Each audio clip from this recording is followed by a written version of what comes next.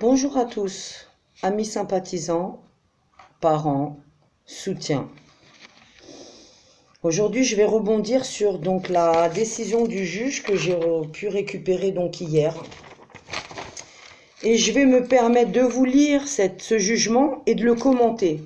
En droit, normalement, on ne doit pas commenter un jugement, mais vu que moi, je suis dans une situation de résistance à l'oppression, eh bien, ça fait partie de mes droits de commenter une décision judiciaire abjecte.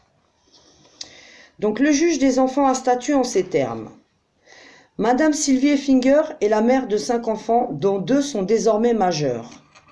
Ces 2 filles mineures jumelles nées le 11/2 sont confiées au département du Val-de-Marne depuis janvier 2010 par décision du juge des enfants de Créteil, pour ceux qui connaissent l'affaire. Le dernier jugement en date du 1/8 confirme le placement pour une année, accorde un droit d'hébergement au père, tous les week-ends, les vacances, et des droits de visite médiatisés à la mère de 1 heure mensuelle, donc 12 heures par an pour être une maman. Déjà, le juge démarre sur mes enfants dans le Val-de-Marne. On est là pour parler de Leroy. Qu'est-ce qui vient mettre son nez dans le Val-de-Marne? Étant donné que dans le Val-de-Marne, nous faisons relever depuis des mois et des années des dysfonctionnements et une corruption massive au niveau du tribunal de Créteil. Puisque je vous rappelle, il y a des plaintes pour Stécie qui sont toujours pas instruites, ça fait 8 ans. 8 ans qu'elle a été agressée, cet enfant, 8 ans qu'on n'instruit pas les plaintes et 8 ans qu'on me fait passer pour une dingue. Alors ça suffit. Je continue. La décision relevait notamment que Madame Effinger refuse toujours de travailler avec les services éducatifs et reste envahie par ses revendications à leur égard, faisant ainsi obstacle à tout dialogue constructif sur le lien mère-enfant. Quel lien mère-enfant? Quel travail je dois faire avec ces gens-là? Mes enfants étaient abusés, maltraités, torturés en institution dans leur foyer. Nous avons des preuves, nous avons déposé des plaintes. Vous ne nous entendez pas et c'est moi qui ai un problème. C'est ça. Elle refuse le cadre des visites médiatisées fixées judiciairement et entre en contact téléphonique avec ses enfants sans aucun filtre dans ses propos. Pourquoi voulez-vous filtrer mes propos? J'ai de très bonnes relations avec mes enfants. Ils sont aujourd'hui pratiquement adultes. Vous ne pouvez pas nous empêcher de nous voir et vous n'y arriverez pas. Alors, ils disent que mes jumelles sont toutes deux prises entre le besoin d'être en contact avec leur mère, étant inquiètes de ma situation, et ont des difficultés à se positionner face à moi et me préserver. Et se préserver. Les filles ayant pu invoquer un sentiment de ne pas exister auprès de leur mère, tant celle-ci semble envahie par ses propres problèmes qu'elle leur livre et qu'elle n'hésite pas à diffuser sur les réseaux sociaux. Encore une fois, ils se servent de mes enfants. Donc, ils détournent bien entendu les propos des enfants puisque les enfants font des attestations contre en ce sens et le disent bien. Leurs paroles, on n'en tient pas compte et à chaque année, chaque tribunal, on passe en audience, c'est toujours le même théâtre et c'est toujours la mère qu'on accable, qu'on charge. Les violences, les maltraitances, les défauts de soins, tout ça, on n'en parle pas à la justice, on fait ce qu'on veut. On continue avec ce faux jugement de merde. Excusez-moi pour le mot merde parce que là c'est catastrophique. Donc, on arrive sur une première expertise psychiatrique de Madame Effinger en date du 3/1/2011, docteur Durand. Alors, le docteur Durand, c'est un expert qui a été désigné en 2011 par la juge Emmanuelle Robinson, qui a été dégagée du dossier, mutée même de Créteil. Donc, cette juge Emmanuelle Robinson qui avait placé cet expert, qui était un ami à elle, de la cour en plus d'appel d'Aix, donc elle a été le chercher très loin, âgé de 80 ans celui-là. Donc celui-là, il m'a vu en expertise psychiatrique à l'hôpital de l'intercommunal de Créteil. Donc, on a là aussi, il y a 10 ans, dans le Val-de-Marne, un faux expert. Donc, on voit bien la collusion entre chaque département et de quelle façon ils entrent les uns les autres en contact pour me bloquer.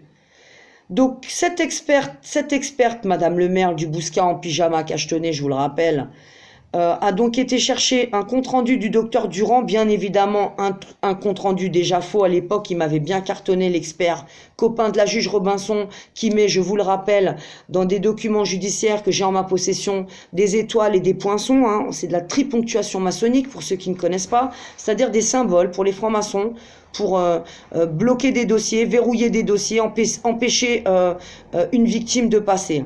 Voilà à quoi ça sert leur petit symbole. Donc, elle s'est basée sur une fausse expertise du docteur Durand-Bernard.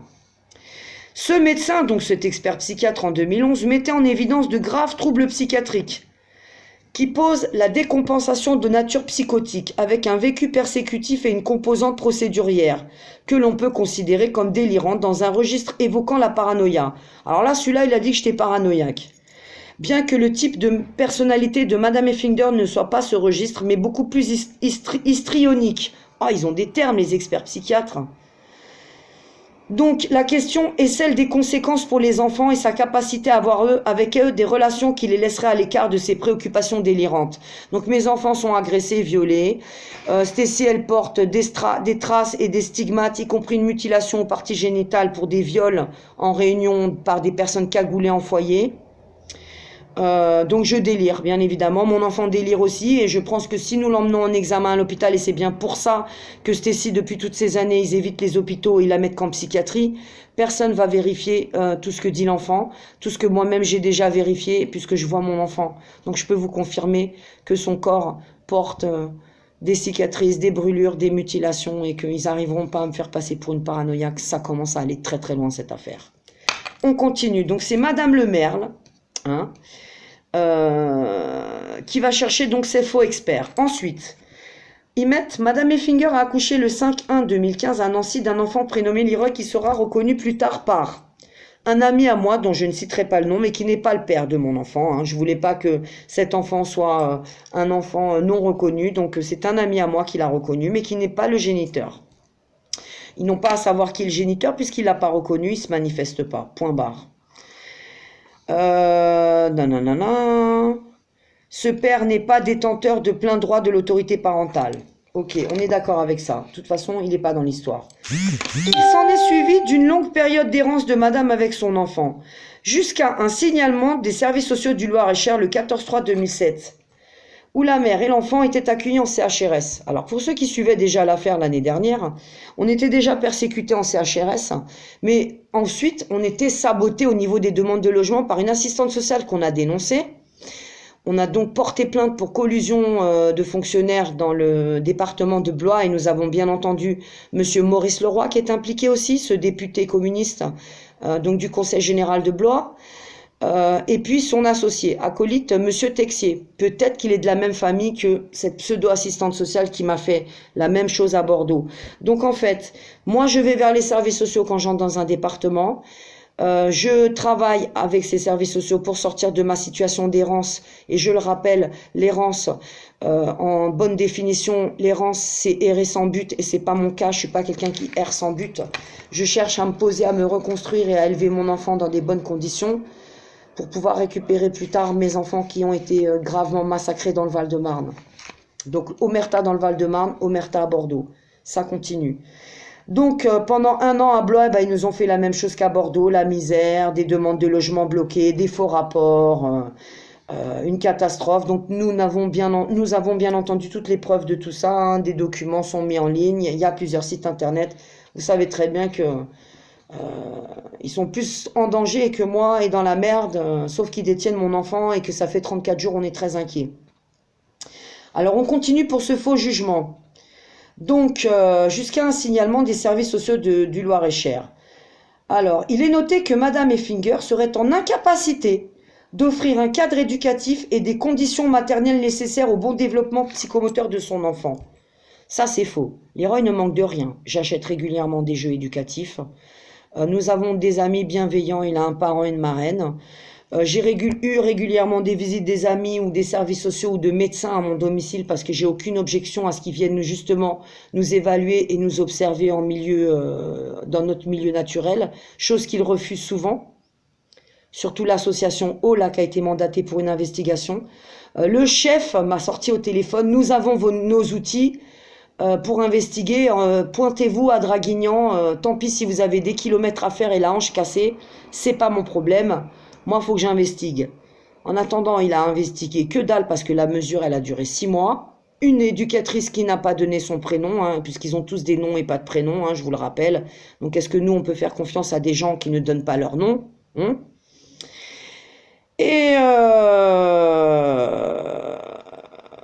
Et donc, Madame Effinger n'est pas en capacité d'élever son enfant et j'ai même pas les conditions maternelles, il paraît. Donc, mon frigo, il est plein du 30 au 30. Mon enfant n'a jamais manqué de nourriture.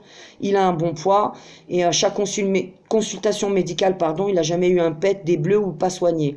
Donc là, ça commence à aller loin, les mensonges. Donc, je suis pas en capacité d'élever mon enfant. Mon enfant aurait besoin d'un accompagnement éducatif. Je mets tout en échec. Et la sécurité de Leroy n'est pas assurée auprès de sa mère. Alors là, c'est incroyable mais vrai. On a eu des visites. Donc je vous rappelle qu'on a eu des visites des services sociaux pour l'enquête qui a démarré début octobre et qu'ils auront attendu fin juin pour m'arracher mon enfant. Fin mai, pardon. Donc ils auront laissé en danger, entre parenthèses, Leroy, extrême danger, a dit le docteur Lemerle et Auréag, pendant 8 mois. Pourquoi? Là, ils se sont tirés une balle dans le pied tout seuls. Donc, le 25-3, ils alertent que mon enfant est en extrême danger avec moi et ils enlèvent l'enfant que le 29 mai, quelques jours avant une audience prévue. Ça pue ce dossier, ça pue. Vous comprenez, ça pue. Ensuite, par note du 10-07, donc on était déjà plus dans le département du Loir-et-Cher, le département alertait le juge des enfants de Blois sur le fait que madame était sur le point de quitter le département. Bien sûr, on ne m'avait pas proposé de logement et l'assistante sociale et le département sabotaient toutes les demandes, m'orientaient systématiquement en CHRS avec des conditions semi-carcérales. Je ne suis pas une détenue, je n'ai pas de casier judiciaire. Donc ça suffit, un tel traitement, un tel acharnement sur une mère qui, je vous le rappelle, est handicapée, reconnue depuis 24 ans à 80%. Mais où jusqu'où ça va l'acharnement ? Donc le juge des enfants de Blois n'a pas pris de mesures de protection et s'est désisté au profit de celui de Nanterre. Alors on arrive à Nanterre, on est attendu à Nanterre, bien évidemment, et on déjoue là encore avec Olga Spitzer, la cousine de Haut qui se trouve à Bordeaux et toutes ses complices dans le pays. Projette de nous faire enlever Leroy et ça continue. Malheureusement ils ont échoué, on a pu les faire dessaisir. Donc ce dossier, il arrive le 15-11-2017 à Bordeaux, dans les mains de la juge que je ne peux pas prononcer, pour laquelle je suis mis en examen pour outrage. Là, il faut que je respecte mon contrôle judiciaire, sinon, monsieur le vice-procureur va me serrer, je ne vais plus pouvoir respirer, je ne pourrai plus vous parler, ils vont m'incarcérer. Ouïe, aïe, aïe, j'ai peur. Madame Effinger s'était alors installée chez un ami à Bordeaux dans un studio, avant d'intégrer début mai un logement plus adapté à Talence. Les premiers éléments transmis par la MDSI de Bordeaux Centre, alors déjà il faudrait qu'ils nous mettent des noms. Qui a transmis ces éléments puisque je travaillais en parfait accord avec les services sociaux. Puéricultrice, assistante sociale qui sabotait, mais la puéricultrice on a fait un bon travail. Donc ça veut dire qu'elle m'a trompé. Ou alors ils ont menti. Mais en tout cas il va falloir... Donc, le service social de Bordeaux dit que je souffre d'une maladie chronique et que je suis en grande difficulté dans la prise en charge de mon enfant, dont le comportement était par ailleurs très agité et éclaté. Sa mère tentait de le contenir mais n'avait pas les mots adaptés. Ah tiens, pourtant c'est pas ce que dit Madame le maire dans son expertise. Elle dit que justement je maîtrise mon enfant avec patience. Donc là encore, incohérence. Ils devraient se consulter tous quand ils font les rapports, les comptes rendus, parce qu'ils se tirent tous dessus, donc ça va pas être très difficile de les diviser, hein, et puis de savoir qui a fait quoi, hein. Mais qu'est-ce qu'ils sont cons, hein, 190 de QI, hein, j'ai affaire à des QI de moule, je le sais. Donc on continue cette ordonnance pourrie. Donc le 23-3, le Merle, expert psychiatre, déposait un rapport extrêmement inquiétant qui confirmait la première expertise. Mais là, ils n'ont toujours pas enlevé l'enfant. Donc, Madame Effinger n'est pas dans un réel travail avec les intervenants sociaux. C'est faux. Ils m'ont demandé s'ils pouvaient faire le lien tous. J'ai donné mon accord partout. Je me rends au rendez-vous CMP. C'est moi qui ai enclenché le bilan. L'année dernière, c'est moi aussi qui a fait bilanter Leroy par cette neuropsychologue à Blois. Bien entendu, ils ont écarté tous les bilans, hein, tous les résultats. Et puis, ils ne donnent pas de nom de médecin. Donc les médecins qui travaillaient autour de moi sur Leroy et qui faisaient évoluer Leroy sont écartés systématiquement. Hallucinant, n'est-ce pas? Ils préfèrent donc prendre l'avis d'un chef de service d'une association bidon, puisque nous avons apporté à la justice et à la police les preuves, et nous avons un sacré dossier sur cette association qui a même actuellement un établissement fermé par arrêté préfectoral pour du cachetonnage et des abus sexuels et divers abus maltraitances. Donc c'est plutôt inquiétant. Les établissements de l'association O, il va vraiment falloir ouvrir une enquête, monsieur le procureur, parce que vous ne pouvez pas me faire taire pendant encore des années. Sachez qu'à Bordeaux, l'affaire tourne et qu'il y a pas mal de victimes qui rappliquent. Donc il n'y a pas que Solja Larousse, Sylvie Effinger qui a affaire au tribunal de Bordeaux. Il y a un paquet de victimes à Bordeaux et elles vont sortir les victimes. Je souhaite qu'elles sortent.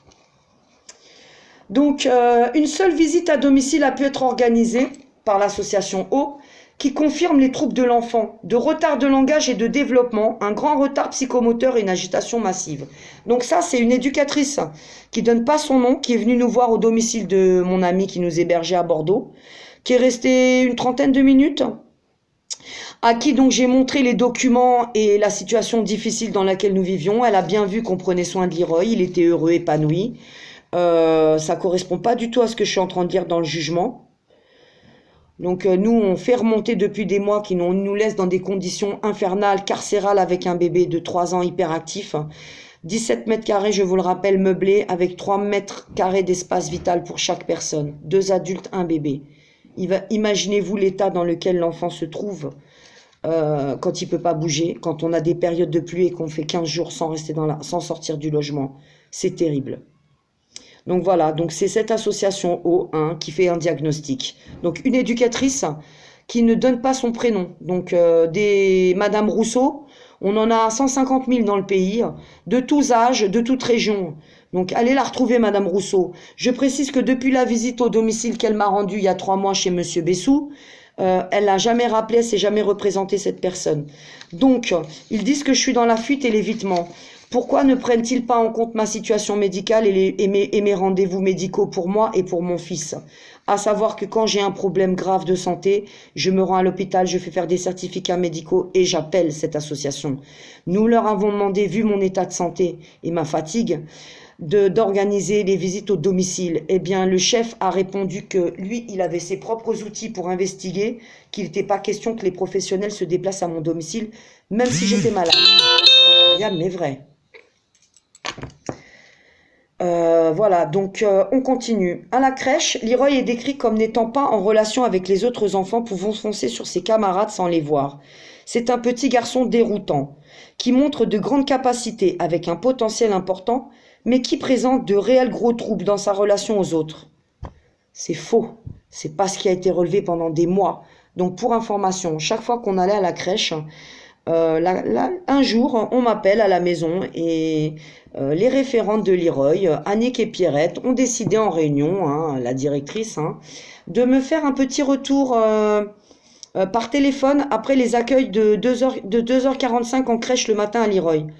Donc bien entendu, nous avons des jolis messages sur le répondeur où Annick ou sa collègue nous font transmettre que la matinée s'est très très bien passée. Leroy évolue, Leroy fait de la peinture, Leroy joue, Leroy construit. Et non, Leroy ne malmène pas ses camarades.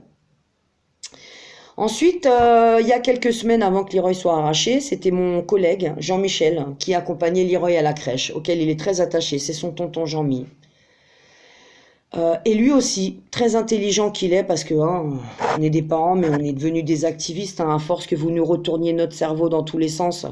Nous aussi, on se documente, on s'instruit, on fait des vraies enquêtes de police. Petit coucou aux forces de l'ordre, qui m'ont déjà dit que j'aurais fait un bon policier. Malheureusement, je ne suis pas rentrée dans la police, je suis une mère victime. J'essaie de vous aiguiller un peu sur tout ce bordel. Donc, elle a rajouté après le passage de la crèche où mon enfant est décrit comme un gosse très perdu, très mal, tous les professionnels qui ont côtoyé la mère, alors ils mettent entre parenthèses assistante sociale, MDSI, puère et crèche, on n'a aucun nom, encore une fois, se montrent très très inquiets pour cet enfant qui semble en état de grande détresse. Oh là là, il est en détresse, Leroy. Il est en détresse, mais vous l'avez quand même laissé 8 mois à sa folle de mère. En grande détresse. Pourquoi vous ne l'avez pas arraché? Eh bien parce que nous faisions remonter régulièrement chaque semaine à monsieur le procureur et à madame la juge Colette. Je prononce pas son nom, mais bon, on en est arrivé à un point où tout ça, ça va péter. Donc, de toute façon, il y aura peut-être pas que moi qui ira en tôle, monsieur le vice-procureur quand même, il ressort de tout ça que on n'a pas de nom, encore une fois, que c'est du beau tralala.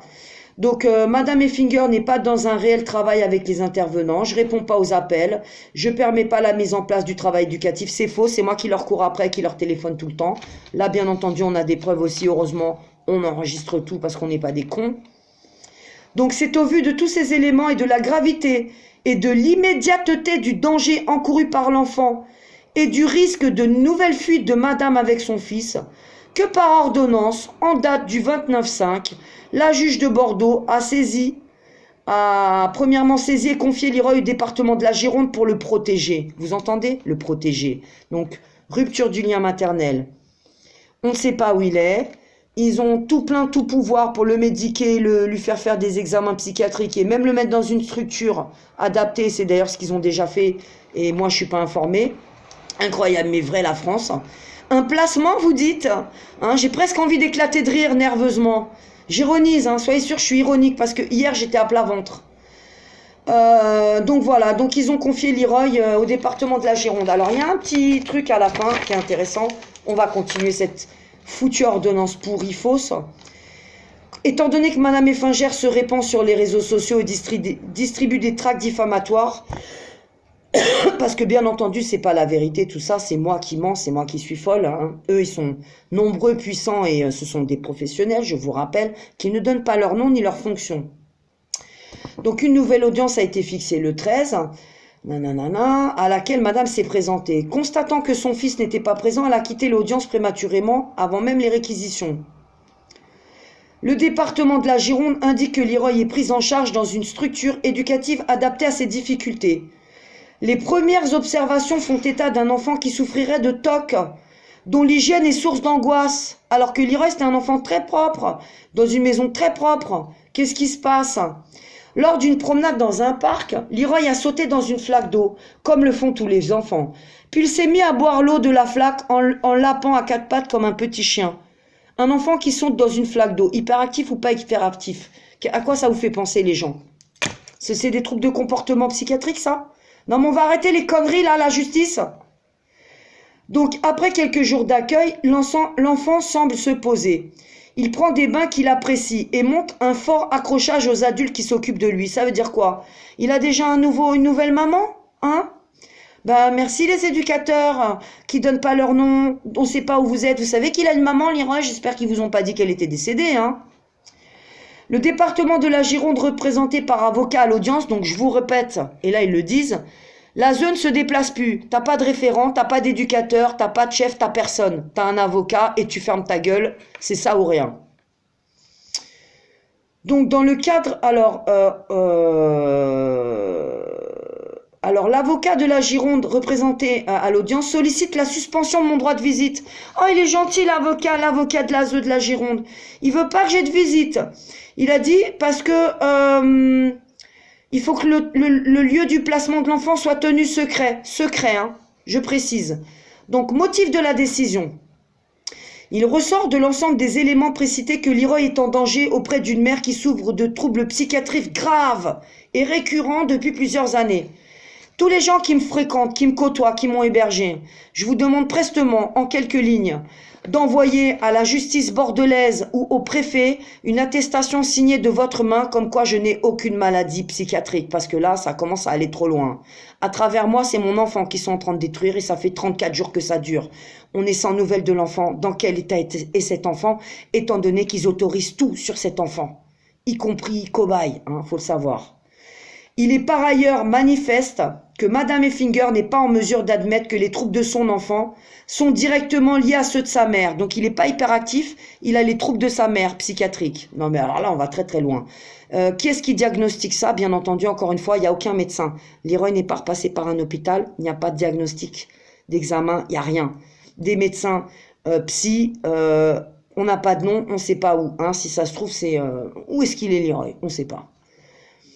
Donc, au mode de vie qu'elle lui impose et des attitudes éducatives inadaptées. Madame Effinger est une mère en réelle souffrance, qui a connu des traumatismes durant son enfance, qui aime ses enfants mais qui est incapable de les préserver de ses propres angoisses. Projection et autres interprétations délirantes à l'égard de ces mauvais objets subsétifs. Père de ses enfants, aide sociale à l'enfance du Val-de-Marne, puis du Loir-et-Cher, Olga Schmitter, Auréag, juge des enfants. trop fort. Au vu de ces éléments, de leur persistance dans le temps et l'absence de perspective d'évolution de madame, une mesure de protection à long terme doit être envisagée pour Leroy qui a besoin de vivre dans un environnement sécure. Un bilan hospitalier de l'enfant physique et psychiatrique devra être réalisé au plus vite par le service gardien. On sait déjà qu'ils ont leur médecin dans le réseau, hein, donc faut pas chercher midi à 14h, ils vont le psychiatriser dans peu. C'est simple, le 5 il aura 3 ans et 6 mois, dès 4 ans il peut entrer en ITEP, ils ont de la place, Auréac s'en occupe, puisque c'est ce qui est préconisé, ils l'ont déjà mis, et c'est l'expert Madame Le Merle qui n'a pas compétence à préconiser ça, qui a dit qu'il fallait vite l'orienter en psychiatrie, hein. Il est en très grand danger, hein. Donc, il n'est pas davantage envisageable à ce jour d'accorder des droits de visite à la mère, compte tenu de son état d'agitation permanente et de toute impossibilité à dialoguer avec elle. Leroy a besoin de pouvoir se poser, et la mise en place d'un droit de visite même médiatisé ne manquerait pas de mettre à mal le travail de réassurance et de sécurisation engagé auprès de l'enfant. Lol. Mais vous vous rendez compte, c'est plus des protecteurs de l'enfant, c'est des super protecteurs. Enfin, alors là, ils nous mettent un joli article de loi. C'est la première fois que je vois ça. En application de l'article 375-7 du Code civil, le service gardien sera autorisé à prendre toutes les décisions relatives à la santé et à la scolarité de Leroy. Donc là, ça veut dire la mère, on t'élimine. C'est nous les parents. L'exercice par sa mère de ses prérogatives d'autorité parentale ne pouvant être envisagé sans mettre à mal le placement. L'enlèvement, le rapt, hein. C'est un rapt en bande organisée, nous avons les preuves. Le service de l'aide sociale à l'enfance sera tenu de donner régulièrement des nouvelles à la mère sur l'évolution de l'état de son enfant et de l'informer des conclusions du bilan médico-psychiatrique lorsqu'il aura été réalisé. Dans combien de temps on aura des nouvelles de Leroy? Une photo de Leroy. Ça fait aujourd'hui 34 jours qu'il est séquestré, que nous n'avons pas revu son visage et entendu sa voix. Ou eu même un interlocuteur dans le lieu tenu secret. Voilà, donc par ces motifs, le juge de sa toute-puissance, qui est collègue de la première juge de sa toute-puissance, maintient et donc me supprime mes visites. Donc les prestations, hein, c'est 104 balles hein, par mois, hein, ils se les gardent et franchement, ça m'empêchera pas de manger. Étant donné que dans le Val-de-Marne, donc on a un jugement, hein, un jugement qui dit que c'est monsieur qui doit toucher les prestations et je trouve cela normal puisqu'il a la garde des enfants et que c'est l'ASE qui se mange les prestations depuis 1 an. Hein, là pareil on a des preuves, tout ça ça va sortir à Créteil, mais bon on va revenir sur Bordeaux. Mais en même temps le truc qui est quand même hallucinant, c'est que à chaque fois ils se permettent de dire je suis dispersé et je reviens sans arrêt sur Stécie, sauf que là on a bien une collusion et on a 3 départements qui se sont croisés sur ce réseau. Donc je demande à ces gens de m'apporter preuve qu'il n'y a pas de réseau. Je demande à ces gens de m'apporter leur nom, leur prénom.